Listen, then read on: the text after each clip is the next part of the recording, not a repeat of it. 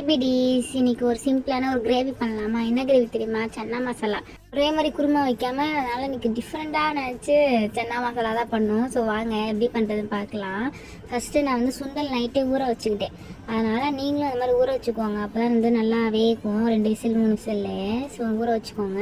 வாங்க எப்படி பண்ணுறதுன்னு பார்க்கலாம். ஃபஸ்ட்டு பேன் வச்சுக்கோங்க. அதில் வந்து எண்ணெய் ஊற்றிட்டு எண்ணெய் காஞ்சதுக்கப்புறம் 2 பெரிய வெங்காயம் எடுத்துருக்கேன். அதையும் போட்டு நல்லா வதக்குங்க. நல்லா வதங்கினதுக்கப்புறம் இஞ்சி பூண்டு பேஸ்ட் போட்டு அதே நல்லா வதக்குங்க. அது நல்லா வதங்கி வந்ததுக்கப்புறம் தக்காளி போடுங்க. அப்போ நல்லா டேஸ்ட்டாக இருக்கும். நெக்ஸ்ட்டு இந்த தக்காளி எடுத்துருக்கேன். அதையும் போட்டு நல்லா வதக்குங்க. எண்ணெயிலே நல்லா வதங்க விடுங்க. சுண்டி வந்ததுக்கப்புறம் மசாலாஸ் போடுங்க.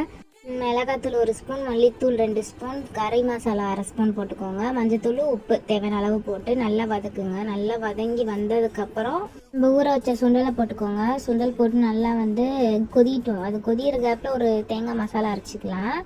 ஃபஸ்ட்டு ஒரு மிக்சி ஜார் எடுத்துக்கோங்க. அதில் தேங்காய் ஒரு 1/2 மூடி எடுத்துக்கோங்க.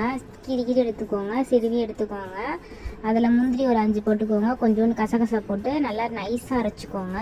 நெக்ஸ்ட்டு அரைச்ச பேஸ்ட்டை அதில் ஊற்றிடுங்க. ஊற்றிட்டு தேவையான அளவு தண்ணி ஊற்றிக்கோங்க. கொஞ்சமாக தண்ணி வைங்க, அப்போ தான் நல்லாயிருக்கும்.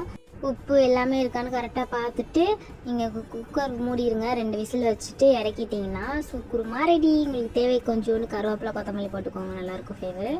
ஸோ இட்லி தோசைக்கெலாம் செம்மையாக இருந்துச்சுங்க. நான் இப்போ தான் சாப்பிட்டு பார்த்தோம். நீங்கள் இந்த மாதிரி செஞ்சு சாப்பிட்டு பாருங்கள். நெக்ஸ்ட் வீடியோவில் பார்ப்போம். நெக்ஸ்ட் என்ன வீடியோ பண்ணலான்னு கமெண்ட் பண்ணுங்கள். பாய்.